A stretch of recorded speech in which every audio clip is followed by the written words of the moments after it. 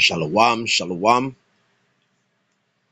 First and foremost, I'd like to begin by giving all praises, all glory, and honor unto Yahweh, Bahasham, Yahweh Shai, Bahasham, Harakakadash, Barakatah, giving double honors unto the apostles and elders of Great Millstone, the men that surely do rule well, our teachers, pushing this doctrine in sincerity and in truth throughout the four corners of the earth, risking their lives to do so, to the men by the highways and hedges, doing the same, pushing this doctrine in sincerity and in truth.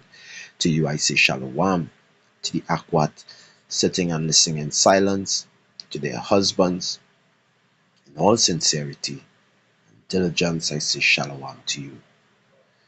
Shalom to the speckled foreigners of Israel, shalom Labakarian. This is Kawalwa here again. To what Yahweh Shem Shai by the spirit and power of Yahweh Shem Shai. I pray this lesson will be edifying. Just to bring do your daily duties. Every day you're constantly speaking about the word of the Lord. Bringing out edification, bringing out lessons.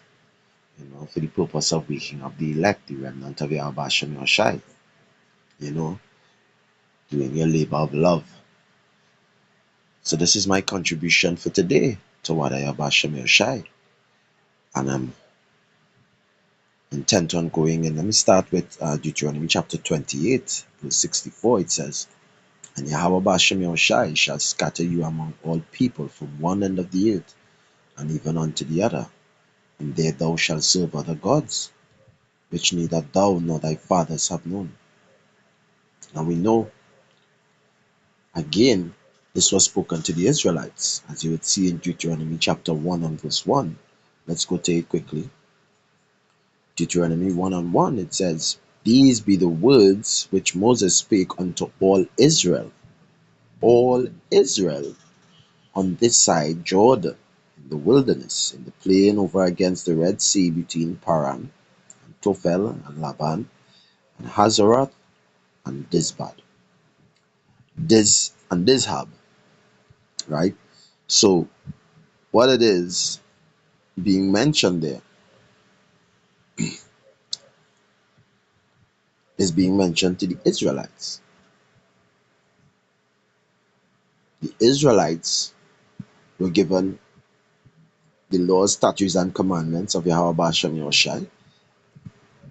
Verse 1 of Deuteronomy 28 says, And it shall come to pass, if you hearken diligently unto the voice of the Lord, Yahweh Bashem Yahushai, thy power to observe to do all his commandments, which I command thee this day, commanded thee, Israel, singular possessive noun, pronoun, that Yahweh Bashem Yahushai, thy power will set thee on high above all nations of the earth. So, verse 15, is speaking about if they do not hearken unto the voice. And these are the curses that will come upon. Right? Verse 64 is one particular curse, right? Or one particular experience, right? That will come about because of the curse. Right? And of course, it is to happen to Israel, to be scattered among the nations, among all people, all the other nations is where Israel will be scattered. Right? We ain't going into the gods of wood and stone. It's touching on the scattered here. Right? We see here in 1 Corinthians chapter 12.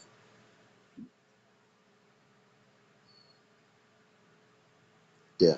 1 Corinthians 12 and verse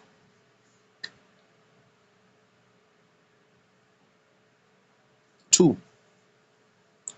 It says, Ye know that ye were Gentiles carried away unto these dumb idols, even as ye were led. That is making reference to them being led away. Right? I think it's in Amos. No, it's in Baruch. Yeah, we'll find it quick. Baruch chapter 4.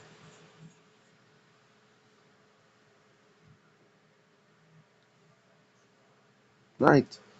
Luke chapter 4 and verse 6, it says, "You were sold to the nations, not for your destruction, but because you moved power to wrath, you were delivered unto the enemies."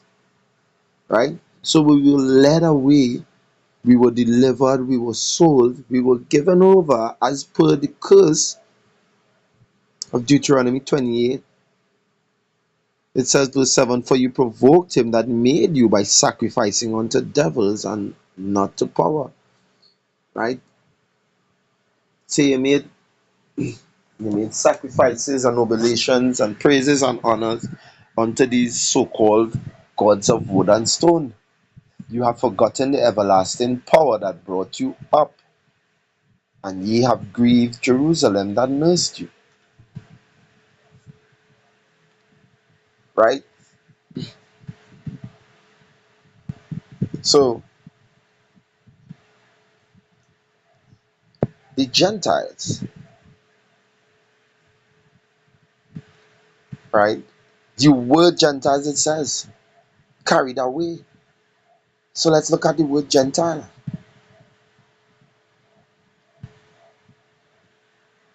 All right, not here.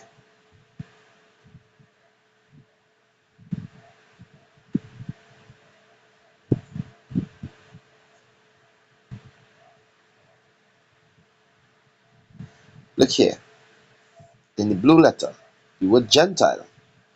Let me just get it. Strong's G 1672, Hellene. Hellene. Hellene, 1672. Strong's G, 1672. Hellene, right? So that word Hellene, it means Gentile. So you've been given over to a gentilic state, or you've been Hellenized, right? That's why the brothers use these terms, when they're preaching and teaching, right? So the Jews or the Israelites were Hellenized. And what does it mean to be Hellenized? It means, in a wider sense, the name embraces all nations which are not Jews, that made the language and customs and learning of the Greeks their own.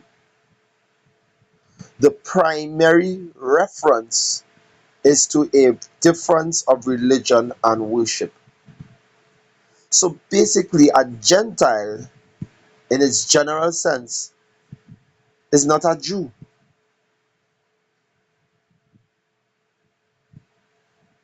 Because the Jews was predominantly three particular tribes, is what you would consider, those that was split when the kingdom of Israel was split between Jerusalem and Judah and Judea. You had Judah, Benjamin, and Levi that separated themselves and became the nation of Judea, being called the name of the predominant head tribe of Israel, Judah. That nation was called Judea. And being called Judea, anybody from Judea was called for short a Jew.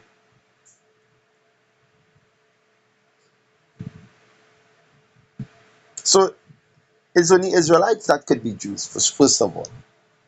But what about the other 10 tribes?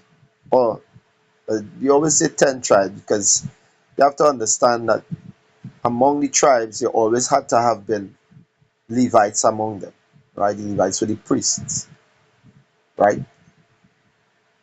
So the other 10 tribes that were taken away in the Assyrian captivity, right? And they went into the land where no man dwelt before. You'll find that in 2nd Esdras 13.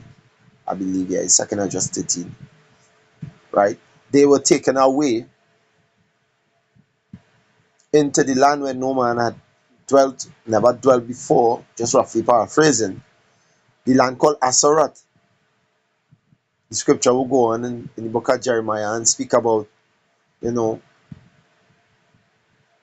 the Jacob and Israel, or these two kingdoms, Jerusalem and Judea, would be oppressed. My people would be oppressed together, right? And that is the land where that particular prophecy was fulfilled, in the land of Assoreth, which is today Sodom and Egypt, spiritually Sodom and Egypt, aka Babylon, aka Nineveh, United States of America. All right? They had been oppressed together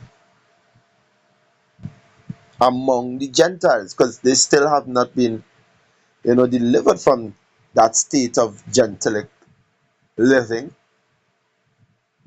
and dwelling among the nations. Because it's all nations that are not Jews would be considered Gentiles. So, as a Yapa thing, the big brother, maybe some other time we go into it, is a Yapa thing that the big brother mentioned. So, there is always try to come against, the teachings of the prophets about who is a Gentile and who is not. But I just was able to show you briefly that the other 10 tribes, Ephraim,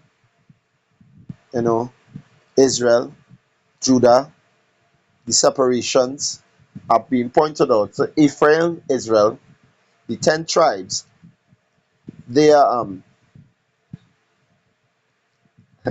not Jews.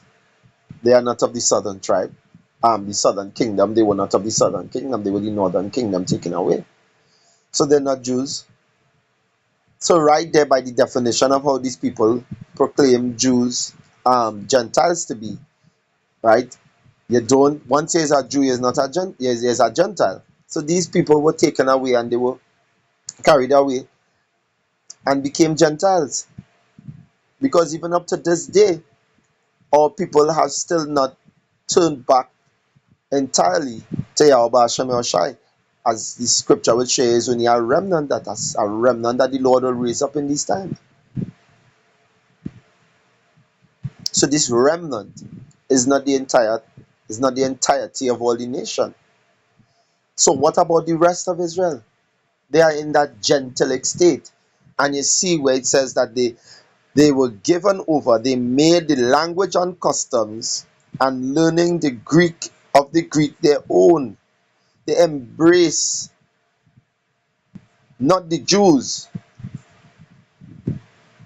right? Those that made the language, customs, and learning of the Greeks their own. This is who a Greek, a Gentile is.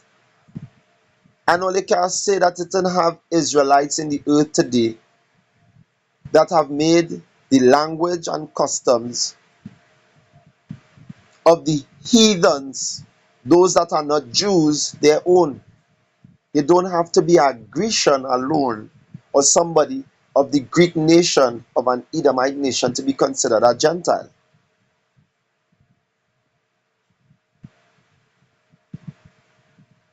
For all the other nations have drunken of the wine of her fornication.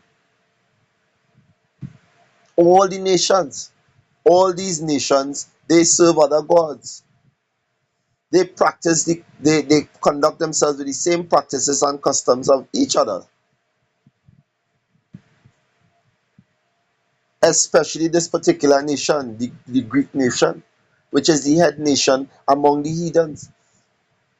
Esau, Edom, is the chief nation among the heathen nations. And he ruling. Esau is the end of the world, Jacob is the beginning of it that followeth. At the time when, in the end times, when Yahweh Hashem Yahushua is to come and turn again the captivity of his people, who is he going to find in rulership? The head nation among the heathens, Esau, Edom. So, of course, when he finds them in that rulership, he would find every nation acting according to the customs of their masters, those that rule over them.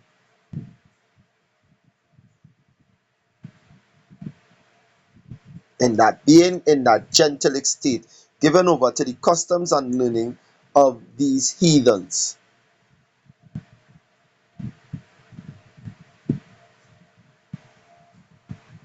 Let me check here.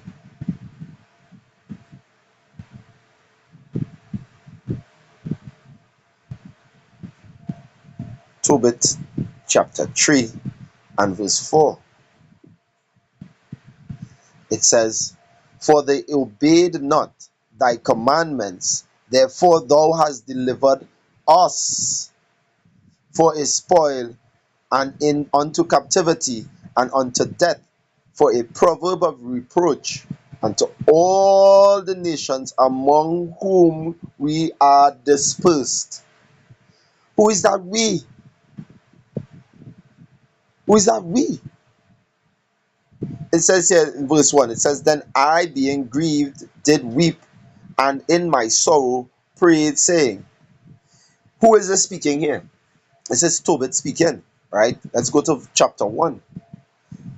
Chapter 1, Tobit chapter 1, verse 1. It says, "The book of the words of Tobit, son of Tobiel, the son of Ananiel, the son of Adwell, the son of Gabriel, the son of Asiel, of the tribe of Naphtali."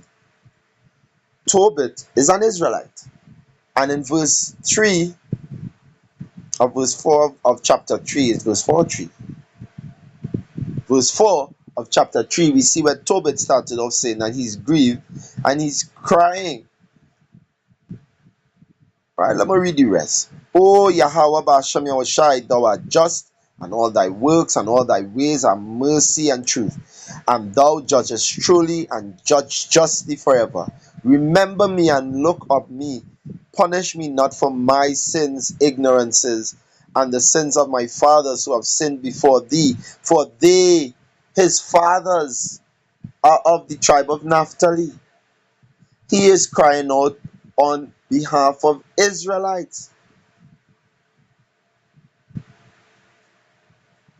He is showing here in this scripture, this is proving that they were dispersed. Right?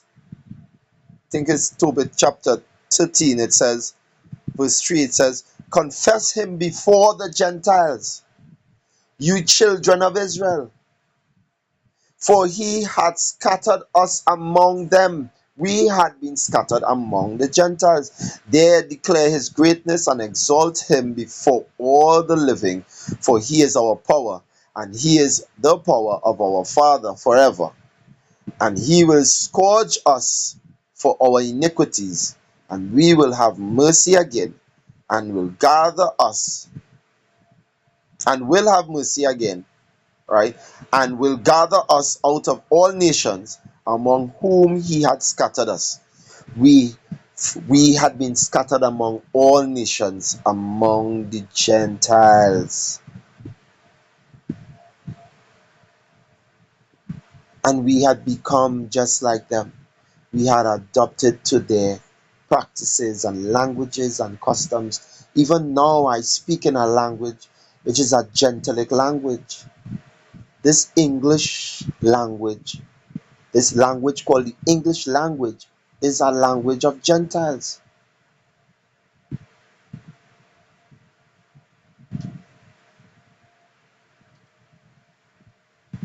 Let me just end here with this. This is always a precept. When I first came in, there's a precept that remained with me. It has some precepts that remain with you. Tawada Yobasham Yoshai. There's a Yapa one here.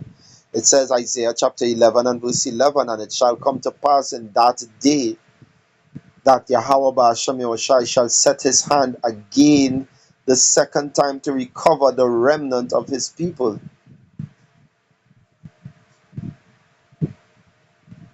Those that remain, he is going to recover them. To recover, let me just go into it quick here. Right, Isaiah 11 and verse 11.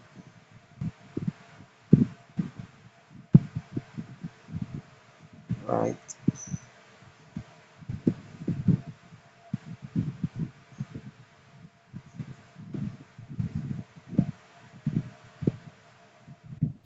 Strong's H, 7069.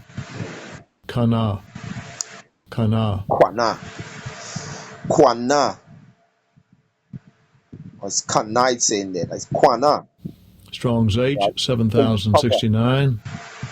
Kana. Right? Strong Kana. 7069. Kwana.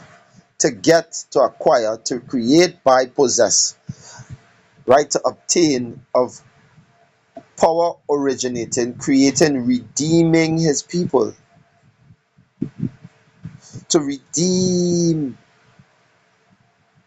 But you see,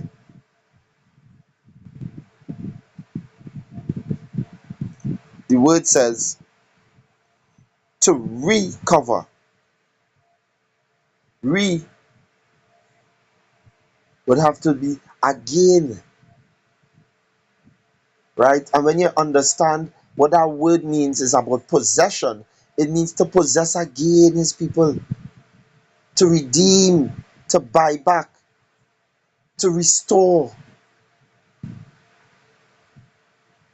So we know that Israel are the nation, is the nation that is Yahweh Shash's people, and he is to recover them from among the Gentiles, where he sold them, where he gave them away, where he scattered them.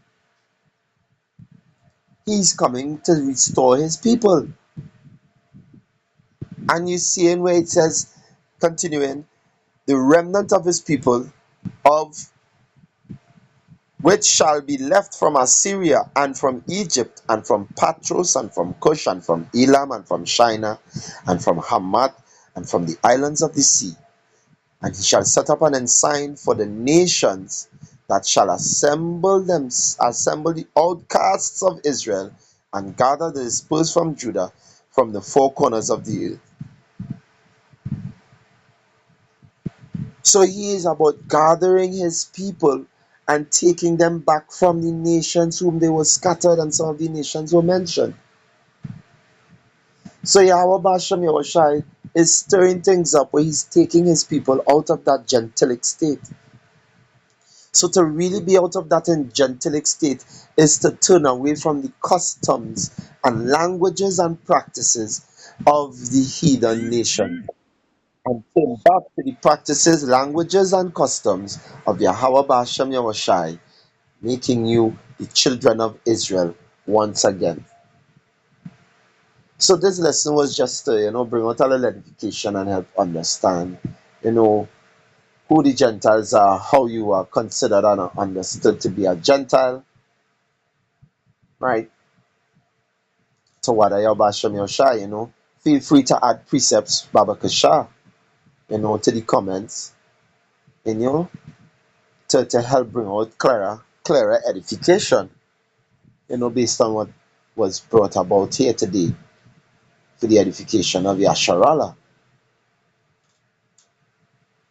right? It's always a yapper thing, Big Brother Howard has repeated, Big Brother Caleb has said, feed your faith and starve your doubts to death. Continue to study to show yourself approved unto power. A workman ought not be ashamed, rightly dividing the word of truth. To what I Bashem Yashai. I pray this lesson was edifying, by the spirit and power of Yahweh Bashem Yashai. And with that, I'd like to say, I'd like to give all honor, all praises, all glory unto Yahweh, Bahashem, Yahweh Shai, Bahashem, Harakah, Kadash, giving double honors to the apostles and elders, the leaders and teachers of Great Millstone that surely do well, pushing this doctrine in sincerity and in truth, risking their lives to do so throughout the four corners of the earth, to the Aquatium, sitting and listening in silence by their husbands. Shalom to you, to the men sitting by the hedges or standing by the hedges and highways, pushing this doctrine in sincerity and in truth. The watchman, I say shalom to you, to the Labakarium, Labakarium, shalom, Labakarium, to the speckled foreigners, to the elect, I say shalom, shalom, Labakarium, bad bubble.